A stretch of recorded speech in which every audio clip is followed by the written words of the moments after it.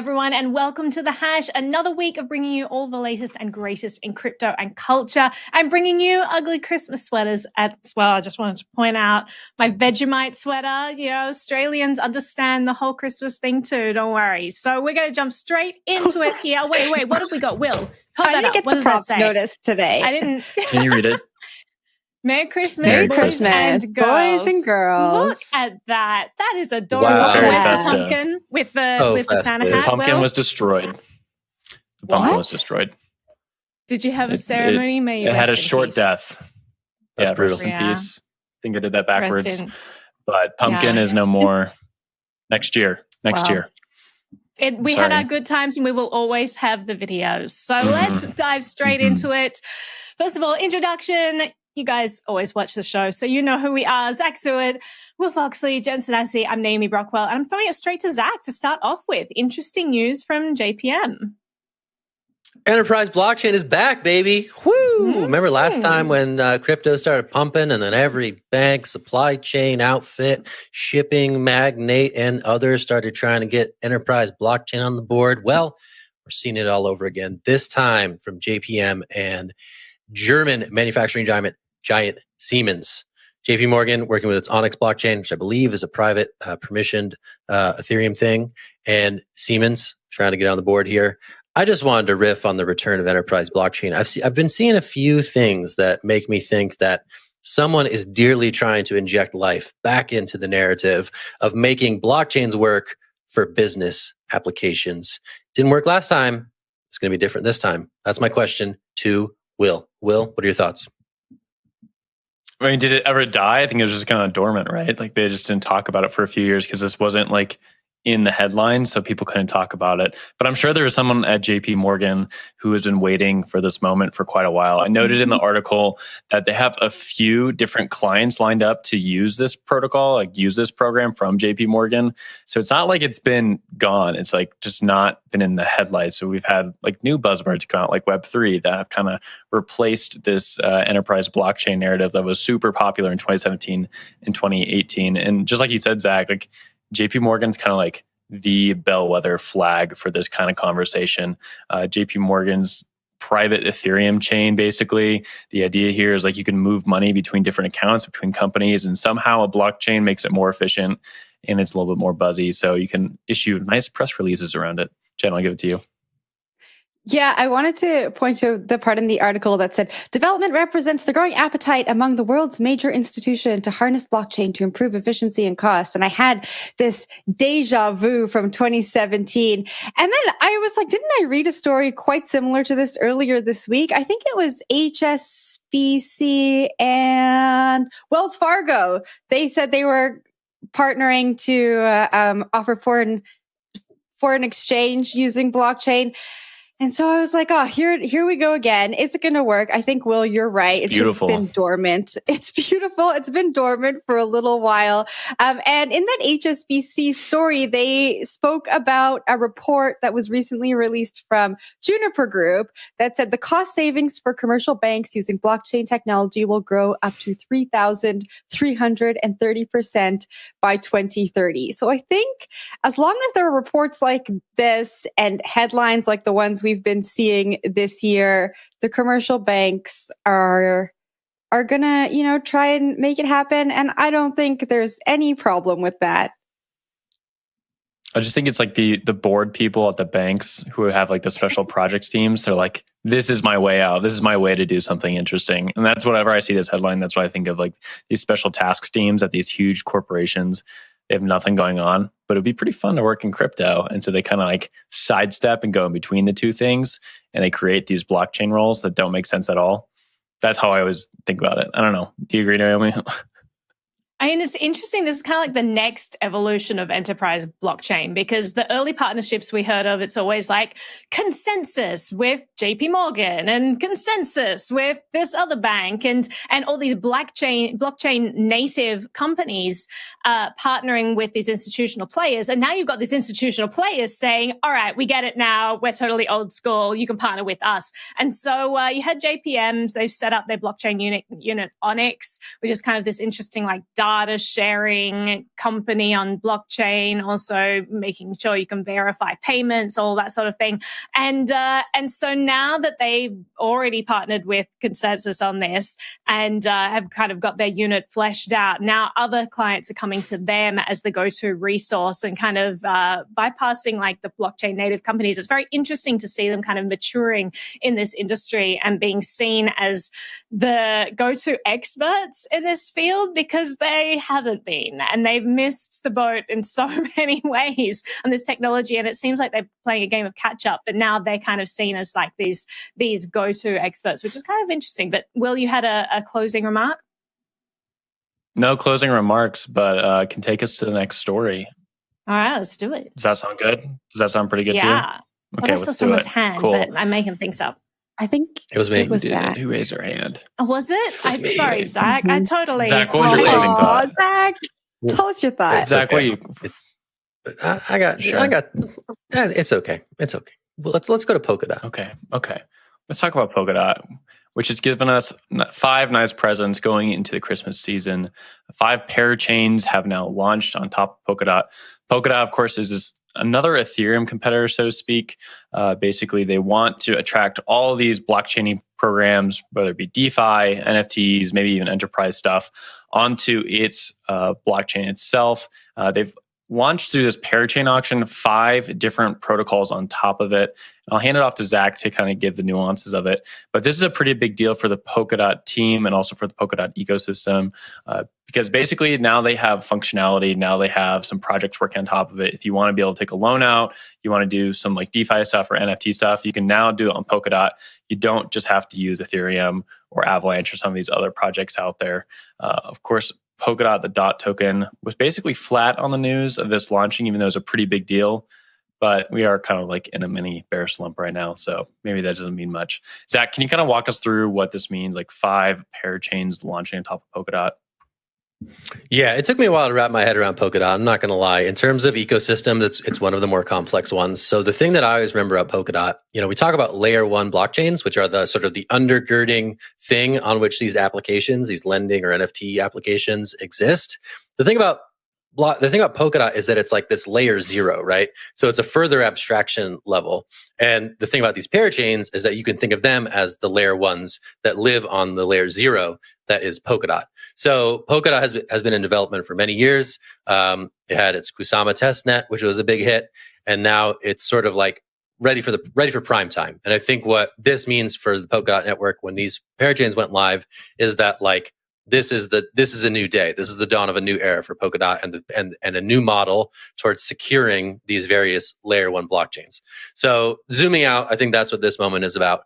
Again, whether or not people will end up using these blockchain networks, Akala, Parallel Finance, whatever the case may be, whether people will start gravitating towards those, I think that picture starts coming into focus now. And that's why this moment is exciting, because, for years, Polkadot has been something that's in the future. And now all of a sudden things are building on Polkadot and things are live on Polkadot. So it's going to be interesting to see if, these networks, this sort of like federation of different blockchains can, pose some competition to, Ethereum, Solana, Cosmos, etc., those existing networks that already have a bit of a first mover advantage. But there's a lot of excitement around Polkadot. We're seeing a lot of sort of investor interest migrate over there with various projects. And this to me is, again, the stage lights just went on and it's prime time for Polkadot. And that's why this was a big deal. I'm still learning about Polkadot I have a question quickly for Zach. So I'm still learning about Polkadot in real time here. And so can you explain how these slots work? So there's like 100 slots available and what happens? So like there was initially there was all these crowd loans and there was this complicated model that there was this complicated sort of game theory model that tried to prevent like last minute sniping, right? Like what they were trying to avoid was like some rush of capital to come in at the last minute before a snapshot was taken and win one of these coveted first 5 slots. And so what they did was they did this crazy model where there'd be like a random snapshot taken over time. So over the course of, I guess, the last couple months, like all these projects have been doing these crowd loans where people who hold DOT, which is the native asset, of Polkadot. They contribute their DOT to receive benefits in the native token of these various projects, these various layer ones that are going live on the layer 0 that is Polkadot. So they've been doing this auction process. It's been weird. I think they're moving toward a more like permissionless way to like launch these networks in the future. But my understanding is that there's like 100 of these slots lined up, ready to go. These are the first 5. They've each raised like a ton of money to get this thing off the ground. And now we're seeing the first 5 at least go live in production. I'll Did that jump answer in your now. question? That may have not answered the Polkadot's question very at all. confusing. Sorry about that. Polkadot's Polkadot very is hella confusing. One day, It's interesting, one day but I'm just going to confusing. get it on the show, and everyone is going to witness it in real time. It's like a shared Believe. security mechanism or something, right? Like if you can like maintain the security of these layer ones on an underlying layer 0, or so Polkadot's builders would have you believe, you have a more secure and robust network and ecosystem of various things. But I'm going to toss it to Naomi. She's probably got more interesting stuff to say. Not really, but I do have sort of a remark, a pondering that I want to ask, because I wonder whether this is going to be enough for them to take market share away from Ethereum in a significant way. Because it's, it seems like it's really interesting, but we've seen so many really interesting, amazing innovations come out recently. And Ethereum still just has that first mover advantage where everyone has built on there. And it's the same way that you have all these Ethereum level 2 scaling solutions, and they're all competing with each other, but they're not necessarily interoperable with each other. Then you have something like Solana come out and, Binance Smart Chain, and they're like, well, we could bring it to layer 1. It'll be easier. But you just haven't seen that giant migration over there. People are still sticking to Ethereum, even though they do seem to be superior innovations coming out. So Ethereum really does have this embedded, I don't want to say stranglehold, because it's awesome what they're doing, and that sort of seems like a pejorative, but they do have this this cemented place in the ecosystem, and people are still building on top of them. And it's very interesting to see what Polkadot's coming out with, and maybe this is enough to actually bring people over there, seeing as they already have this inbuilt competitive model where they have all these different chains to choose from. It's kind of interesting. I'll be watching this to see what happens. But Will, I think I saw your hand go up. Yeah, we talked about this, I think, a week ago or so on the Hash as well, where you kind of had like this battle between these Ethereum competitors, right? We had Avalanche launch this year. We had Polkadot now go up. We've had Binance Smart Chain, Near Protocol, like all these kind of third place blockchains kind of competing for Ethereum in second place. And I think that's only going to heat up more so. But 2021 was really like that battle for the base layer where we saw all these different protocols be going for Ethereum's place as the second coin that everyone knows about. And I think it's going to be quite a while before something changes. Like no matter what you're doing, like Ethereum's still going to be the household name. And it's like Near Protocol or Avalanche or whatever, they might be useful and developers might build on them, but it's going to be a while before they can really take over some of Ethereum's market cap. We might not ever see that actually happen as well. But Zach, I'll give it to you. There's a lot of households, and gas on Ethereum is expensive. So that will be the question. Mm-hmm. Will mainstream crypto, will mainstream DeFi live on Ethereum or some of these upstarts? Big question. We'll be watching it. We're going to take a break though. All right. When we come back from the break, we're going to talk about the battle for the hearts and minds of U.S. regulators in Washington, D.C. The latest sports marketing partnership from FTX has that in mind. Stick with us. We'll talk about it after the break. That's it. Sorry.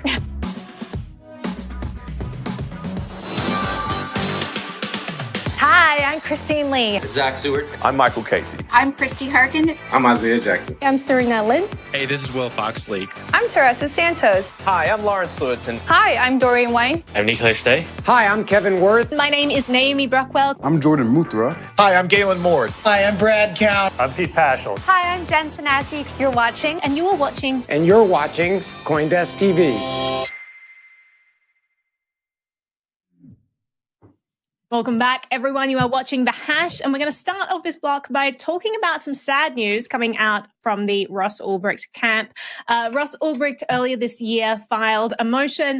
It was a lawsuit that was basically, he was seeking closer communication with his family. For those of you who haven't been following the case, he got a really harsh sentencing, which included him not actually being allowed to use any computing devices forever, in perpetuity, ever again in his life.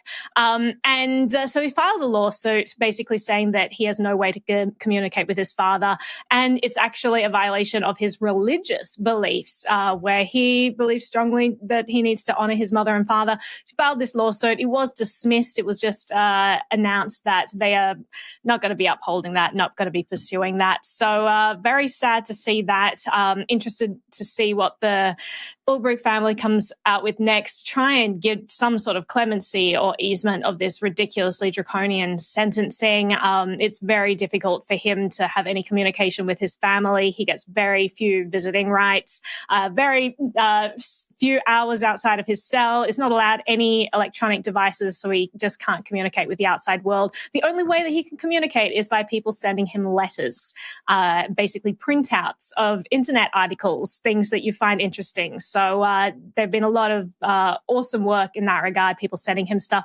But I'll throw to the group for your thoughts. It's just kind of a very sad state of affairs, but they're still fighting and there's still hope there. And they did raise a ton of money 2 weeks ago with the Free Ross DAO. So we'll see if that provides any easement there. But Will, I'll throw it to you for your thoughts on all this.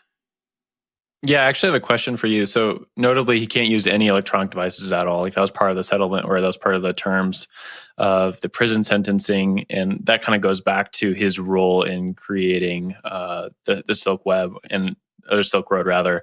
And I guess that makes sense to a degree, that they're like a judge would see that and be like, hey, we don't want you to be part of any form of the internet, because they viewed it as him being part of a very destructive part of the internet.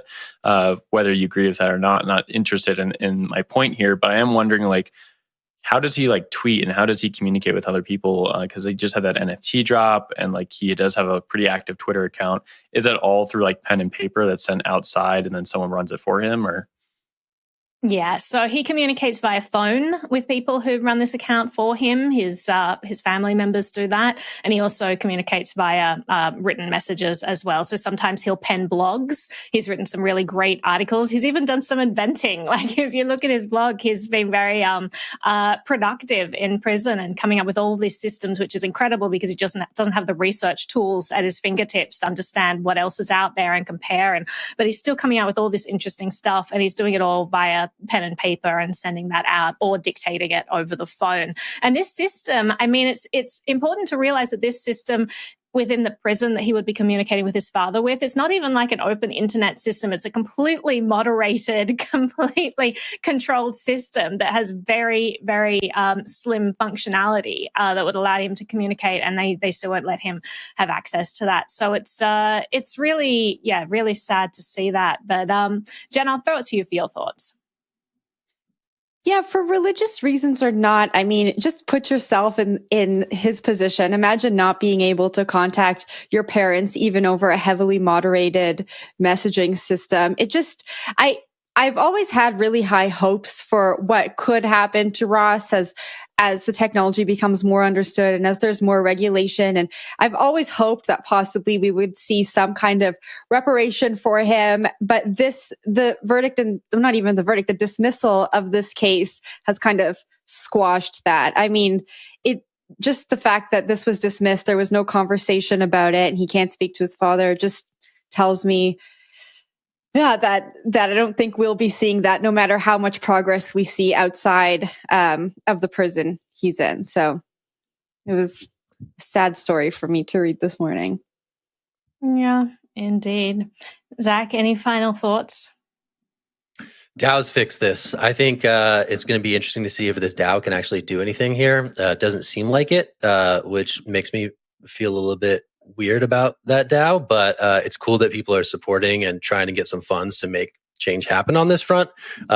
If that DAO were to make change happen, that would be a major win and a big story for Web3 if that was to come to pass. But if this is the current state of play with the legal system regarding this case, that is going to be a hard row to hoe for the Free Ross DAO movement.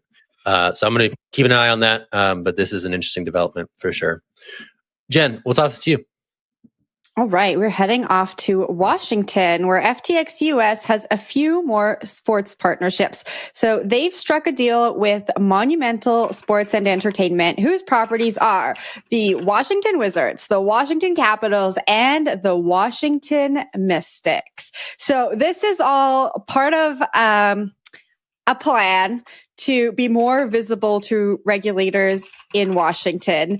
And I would have never made this parallel. Like, let's sponsor the sports teams in Washington will be more visible to regulators, and hopefully we'll have a say in how regulation is shaped moving forward. It's an interesting way to look at things. Naomi, I'm going to pass this down to you since you are our resident sports expert. What do you think of this? Do you think that this could help sway regulators on FTX's behalf? So many things there. First of all, I love that Zach and Will, as soon as you named me the sports person, both like nodded, just like absolutely 100%. Great description of Naomi. Really gets her sport stuff. I don't see how bringing sporting teams into this are going to sway regulators. I mean, we've been bringing all kinds of industries into the conversation. We've been, if we can't persuade politicians by actually talking about all the impoverished people, all the unbanked people who don't have access to the global capital markets, like all of these things that crypto helps with, politicians are not swayed by, but suddenly they're going to get on board with like some sports stars. I don't know. I mean, maybe there's something to that. I mean, maybe they're a lot more cynical than even I give them credit for. And they're like, if the sports stars have clout, well, maybe that's something that will actually sway them as opposed to people who are actually in need. I think that this is more about just FTX getting their name out there, FTX seizing all these branding opportunities. It's going to be interesting when like every sports team in the world is FTX sponsored. Like you'll go to a basketball game and like both of them will be FTX sponsored, and then the stadium will be FTX, and the umpires will come out. Then you'll have people watching the game from like other sports industries wearing like FTX like branded apparel. Like their name is going to be everywhere, and they've already started this. So that will be interesting. And then we'll just change the name of basketball to FTX. We'll change the name of football to FTX. We'll be like, I'm going to go watch that FTX sport. And people will be like, which one? And it'll be really confusing. But I'm going to throw to people who know far less about sport than I do as the very knowledgeable sports person. Zach, what's your limited take on this? That was a big brain. That was galaxy brain take. Like, it's going to be FTX ball. Like, at some point, it's going to be like basketball. It's like the sport of basketball has sold the naming rights to Sam Bankman-Fried and will hereby be named FTX ball going forward. I think that's FTX ball. We got to run that. We got to run that by FTX. See if that happens. But yeah, you know what? I think like, yeah, maybe, this is what FTX US tells us, right? Like, hey, we want to be in this conversation when it comes to regulating crypto in DC. And this is a part of that push. And hey, maybe it is something as basic as just another touch point when your local senator is watching the Caps game and they see FTX and they're like, oh, okay, I'm more comfortable with the concept of this upstanding company. Oh, it's on the center court of the Washington, of the Washington, I don't know, whatever. So it could move the needle. It may not. Money moves the needle, Zach. Money moves the needle. When's FTX going to start sponsoring politicians? Be like, now we go to Senator something or other from the FTX state. I'd be like, that's not a state. Sponsor FTX, the hash. We see what you're doing. FTX the hash. Don't sponsor the hash. Don't sponsor the hash. But no, this goes hand in hand, right? Like there are active lobbying efforts in DC, right? There's like, hey, we're going to get a K Street presence, but we're also going to get a presence on the Wizards center court, right? And I think like, that's what FTX is saying. And it's interesting, I guess. They're going to, you're right. They probably are going to sponsor every single sports team that there is. But this trio of teams with a big presence in our nation's capital certainly would make sense as a priority one. And by the way, learned this last night, Spencer Dinwiddie, remember that guy? He's on the Wizards now. And he was an early sort of crypto believer who tried to get his salary in crypto. So maybe this time around, it'll work. We'll see. Will, what are your thoughts? Depth of knowledge that this man has. Because he said, "Do you guys remember such and such?" Like, of course I don't remember such. I have no idea. Who Man, this he was like the person is, first, but like he was the first like crypto sports guy. He was Yeah, the dude. he was like, was. I'm putting It's my so cool. contract in crypto, and like no one really bought into it. On And the the NBA chain. was like all upset, and Mm. like it was good times. It was good times. Pete the archives, his folks. name's Spencer. Good I remember archives. that. His name's Spencer He Dinwiddie. plays Should interview him. FTX Ball. That's Dinwiddie. Yeah, you FTX should ball. interview ball. him. FTX ball. All right, Will. Closing thoughts. Closing thoughts. Washington has some pretty terrible sports teams, so it's probably a pretty 'em. cheap deal. That's all I got. Dang, didn't the Capitals win the Stanley Cup like 2 years ago or something? Look at that guy, Ovechkin. Yeah, but that he's was like 2 years ago. He's a legend. Yeah. What I have almost you done for talking me about- I lately, know Capitals? Ovechkin's a legend. What have you done for me lately, Ovi? All right, we'll do that to close it out today. All right, it's gonna be the holiday edition of the Hash this week. We're gonna be looking fly as hell. We Bring your have some costumes decorations tomorrow, guys. in the back. Whatever of, it takes. Will's shot. Bring your costumes. You know, we got a Vegemite sweater. Vegemite ugly Christmas sweater. It's inspired. So I like that. good. I love it. All right, let's go the full Look at screen. this. Let's go the full screen Naomi shot for Vegemite. Vegemite tastes strange, but it's a national food product. It's an of Australian treasure. Australia.